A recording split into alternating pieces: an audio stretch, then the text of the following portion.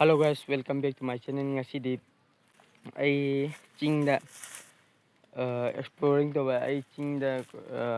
karigumba mana masing khara thibi lakpane ba da ai gi sita iyambam lakminari ba ama khada kumgre ba made asida kumgre aduna kumgre ai ji ising khawrange na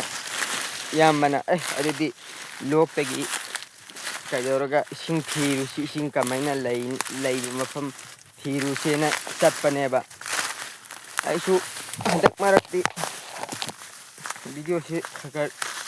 sang naina sema age na khalle mayam ado si tin si ngune phipit ka pari ni to tin ne ba si to kumgra to si phat ka pane ba si mayam maming khangadi haibira o mayam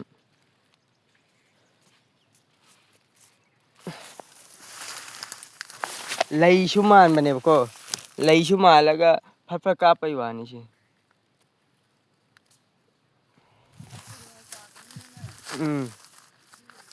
nong ta adrimena nahan akhona mamang sahi sida kara ame ko mamang sahi kara pakane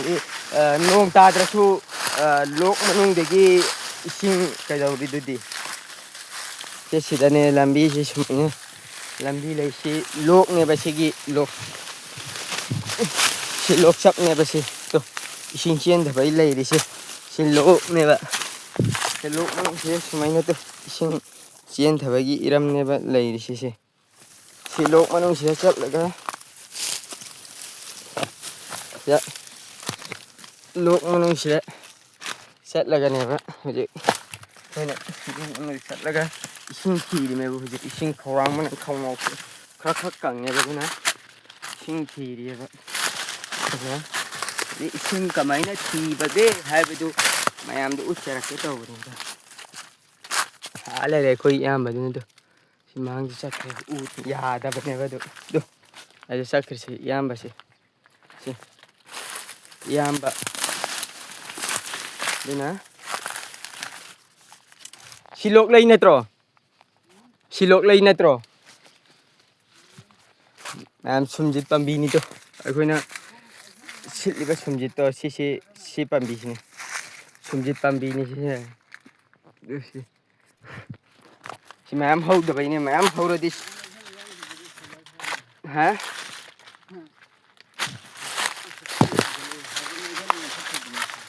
fajana saugatle sina hitroi pambi si lok si sing khunga si gi angam basdani kumdur si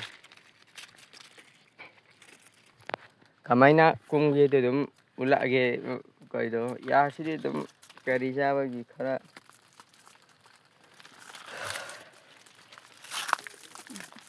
to si mapan si nam si taradi ada thang lay kisin to si hunti ma di ya masidi chingda hana pikpade lerak panena kungre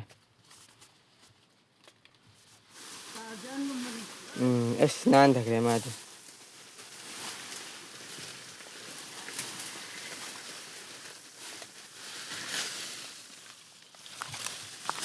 di kumgre ai di kamain kumdur mo khangde maya ising thapam yawdoro bane ising thapam yawdore sitalak adi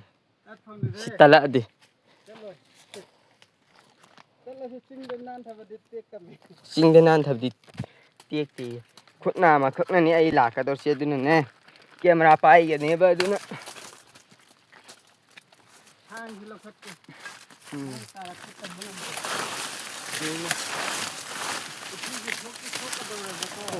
zero experience ni ko aina sida chingda chatli zero experience ni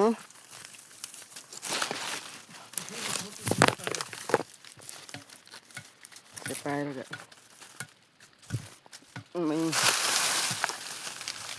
zero experience ni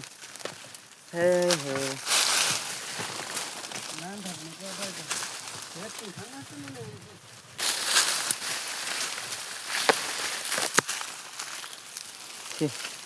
ꯀꯨꯝꯃꯛꯀꯗꯧꯔꯦ ꯁꯨꯃꯥꯏꯅ ꯀꯨꯝꯕ ꯁꯨꯃꯥꯏꯅ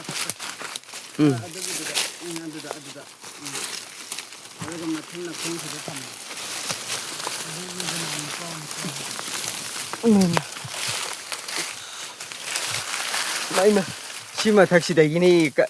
ꯀꯨꯝꯊꯔꯛꯏ ꯁꯣꯝꯗ ꯀꯣꯏꯔꯒ ꯁꯤꯗꯗꯤ ꯀꯨꯝꯕ ꯌꯥꯗꯕꯅꯤꯅ ꯁꯤ ꯏꯁꯤꯡ ꯂꯥꯛꯄ ꯀꯥꯟꯗꯗꯤ ꯍꯥ ꯏꯁꯤꯡ ꯂꯩꯕ ꯍꯧꯔꯦ ꯂꯣꯛ ꯅꯨꯡꯗꯤꯅ ꯑꯩꯈꯣꯏꯅ ꯆꯠꯂꯤꯁꯤ ꯂꯣꯛ ꯃꯅꯨꯡ ꯏꯁꯤꯡ ꯁꯨꯃꯥꯏꯅ ꯏꯁꯤꯡ ꯂꯩꯕꯁꯤꯅꯦꯕ ꯊꯤꯔꯒ ꯊꯛꯇꯣꯏꯁꯤ ꯁꯦꯝꯃꯒ ꯊꯛꯇꯧꯔꯤꯅꯦꯕ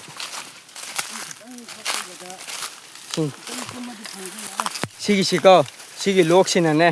ꯑꯩꯈꯣꯏꯒꯤ ꯂꯝꯍꯨꯏꯒꯨꯝꯕ ꯀꯩꯒꯨꯝꯕ ꯂꯩꯕꯅꯤ ꯁꯤ ꯂꯣꯛꯁꯦ ꯃꯃꯥꯡꯒꯤꯗ ꯑꯩꯈꯣꯏ ꯆꯪꯉꯛꯈ꯭ꯔꯦꯕ ꯁꯤꯒꯤ ꯂꯣꯛ ꯃꯐꯝꯁꯦ ꯁꯤ ꯂꯣꯛꯁꯦ ꯆꯪꯉꯛꯄ ꯀꯥꯟꯗ ꯂꯝꯍꯨꯏ ꯊꯦꯡꯅꯕ ꯍꯥꯏꯇꯥꯔꯦ ꯈꯣꯛꯁꯤ ꯐꯖꯅ ꯍꯧꯒꯠꯂꯦ ꯍꯟꯗꯛꯇꯤ ꯁꯤ ꯈꯣꯛꯁꯤ ꯐꯖꯅ ꯍꯧꯒꯠꯂꯦ ꯌꯥꯟꯕꯗꯨ ꯍꯥꯏꯔꯨꯅꯨ ꯏꯕꯨꯡꯉꯣ ꯗꯤꯐꯣꯔꯦꯁꯇ꯭ꯔꯦꯁꯟ ꯇꯧꯋꯦꯅ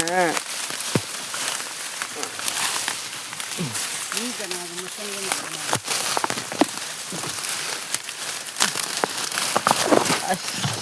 ꯄꯨꯠꯊꯔꯦꯍꯦ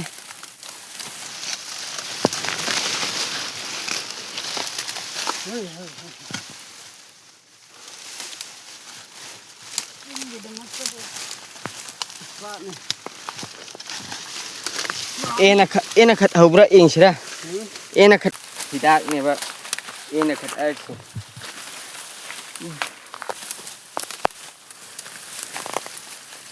ꯍꯤꯗꯥꯛ ꯁ꯭ꯋꯥꯏꯗꯅꯦ ꯃꯌꯥꯝ ꯍꯧꯕꯅꯦ ꯍꯥꯟꯅꯗꯤ ꯍꯧꯔꯦꯕ ꯁꯤꯅꯤ ꯑꯦꯅ ꯈꯠ ꯍꯥꯏꯔꯤꯁꯤ ꯁꯤꯅꯤ ꯁꯤ ꯄꯥꯝꯕꯤꯁꯤꯅꯤ ꯑꯦꯅ ꯈꯠ ꯍꯥꯏꯔꯤꯁꯤ ꯍꯧꯏꯗꯣ ꯁꯤ ꯄꯥꯝꯕꯤꯁꯤ ꯁꯤꯅꯤ ꯑꯦꯅ ꯈꯠ ꯍꯥꯏꯁꯦ ꯑꯁꯤ ꯑꯩꯈꯣꯏ ꯆꯦꯡꯍꯤ ꯐꯨꯠꯂꯒ ꯏꯔꯨꯖꯅꯉꯥꯏꯒꯤꯅꯤ ꯑꯦꯅ ꯈꯠ ꯍꯥꯏꯕꯁꯦ ꯁꯤ ꯃꯌꯥꯝ ꯍꯧꯕꯅꯦ ꯇꯨ ꯁꯤꯗꯁꯨ ꯍꯧꯔꯦ ꯁꯤ ꯄꯥꯝꯕꯤꯁꯤ ꯂꯩꯔꯦ ꯁꯤꯗꯁꯨ ꯁꯤ ꯄꯥꯝꯕꯤꯁꯤ ꯍꯧꯔꯦ ꯍꯦꯛꯈꯤꯁꯤꯔꯣ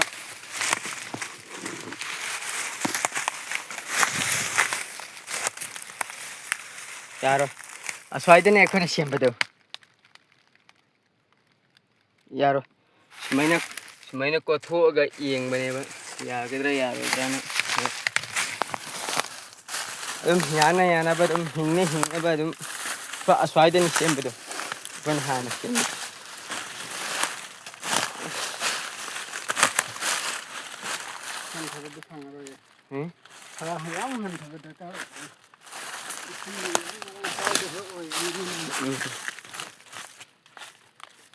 ꯆꯣꯠ ꯆꯣꯠ ꯂꯥꯎ ꯍꯥꯟꯅꯗꯤ ꯆꯣꯠ ꯆꯣꯠ ꯂꯥꯎꯕꯅꯦ ꯀꯔꯤ ꯑꯦꯅ ꯈꯠꯁꯤ ꯐꯅꯌꯥꯝ ꯍꯧꯕꯅꯤ ꯍꯟꯗꯛꯇꯤ ꯍꯧꯗꯦ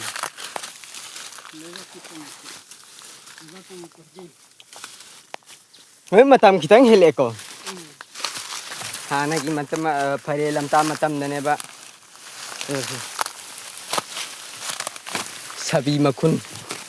ꯁꯥꯕꯤ ꯃꯈꯨꯟ ꯂꯩꯕꯒꯤꯅꯤ ꯀꯥꯏꯁꯦ ꯁꯥꯕꯤ ꯃꯈꯨꯟ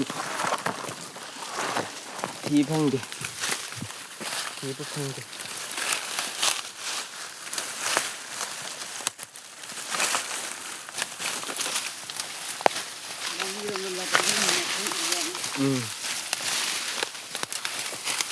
ꯑꯗꯨꯗꯤ ꯃꯇꯦꯛ ꯅꯝꯃꯛꯑꯒꯦ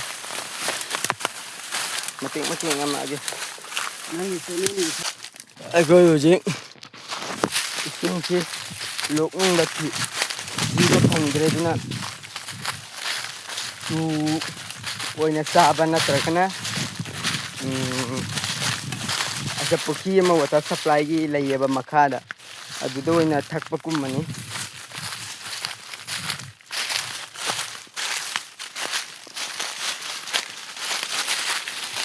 ꯁꯤꯁꯤꯔꯣ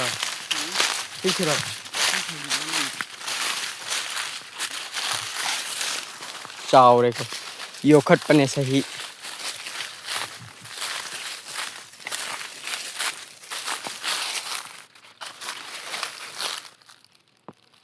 ꯏꯁꯤꯡ ꯍꯧꯖꯤꯛ ꯊꯣꯡꯅꯥꯎꯁꯤꯗꯤ ꯈꯔ ꯀꯪꯉꯤ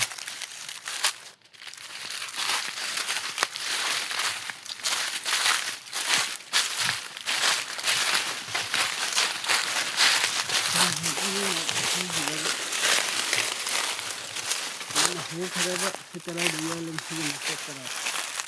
cột cả hai mà cột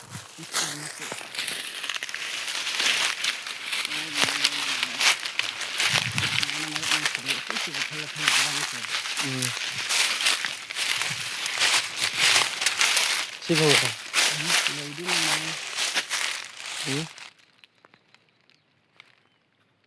Lising terang aja dari rumah. Tarat seko. ta là hay cái trang mà nó mua lấy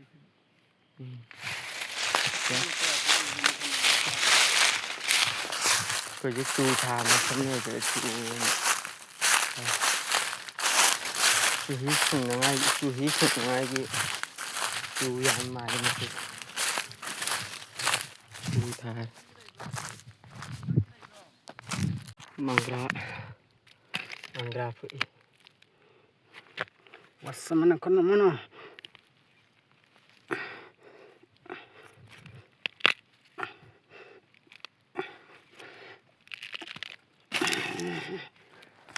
Akwai puthaugi mamanabagi akwai ipugi mamanabagi manau nupagi mamanabagi manau nupagi mamanabagi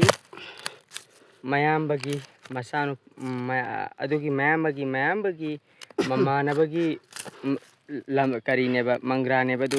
akoina sukai oida akoi ipugi mamanabagi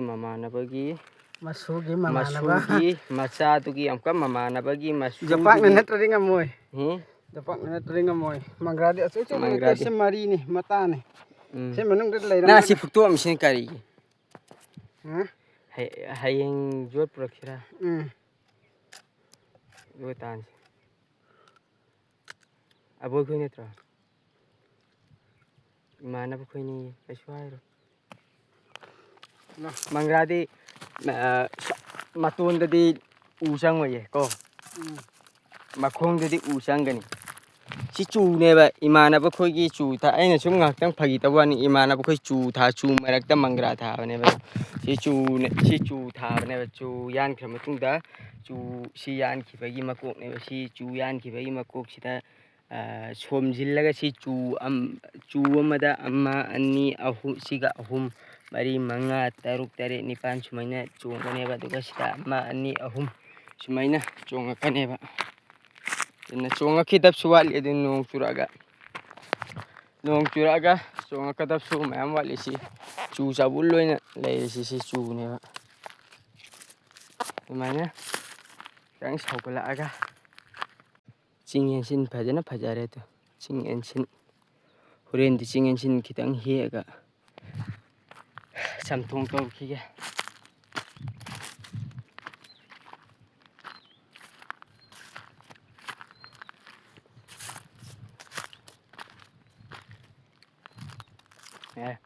bau ra ni kan ni nauri amma side aya ukra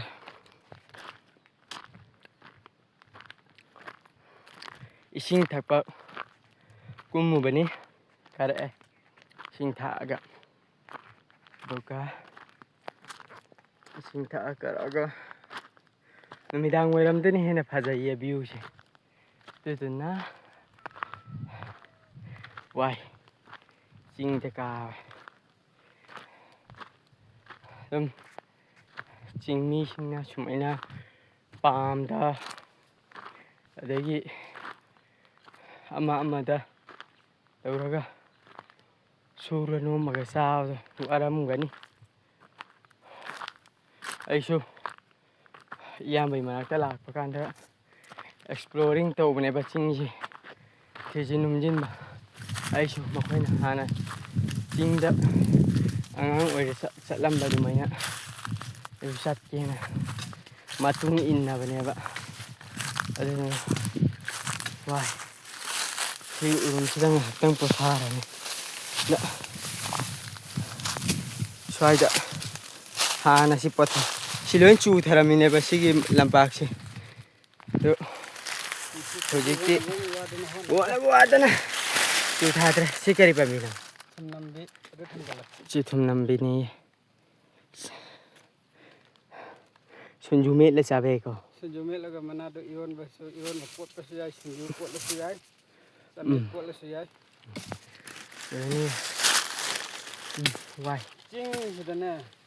हौरिबा मना मसिंग सिंसी मांगबा याबा मना ओ हमारे साथ पढ़ने वाली mummy लड़की बन गई है दो अदुनी वीडियो नममद्रे सादे वा बुंगोय लोलगा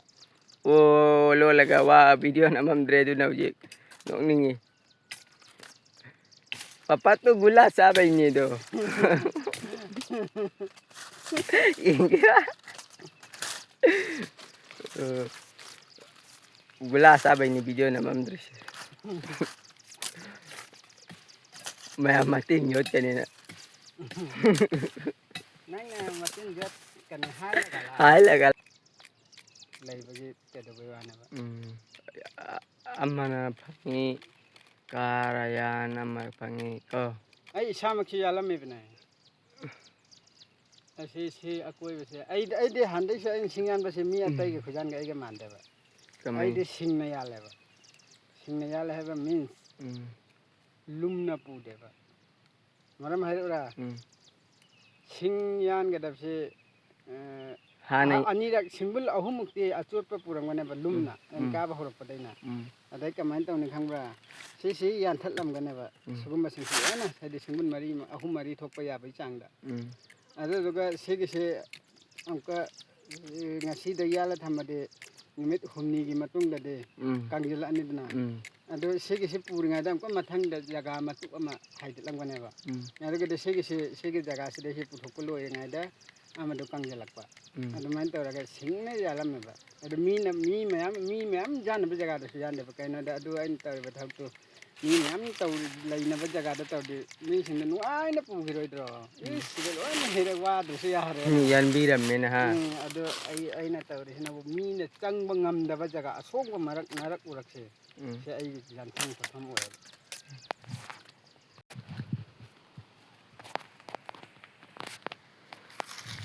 अदो हुचिक अखोई पुंग मरी तारे बदुना अखोई हुजिक आइगी तौरिबा थबक तो लोइजिल्लमगने हुजिक कुमे हुजिक कुंबगी हलकपगी सिंदुनी उरिसी सिगी यंगो करिसिसु व्यू सुसु याम फजई मिदांग तासिला अगांदना अखोई संध्या संगपदो अखोई मगरिब मतम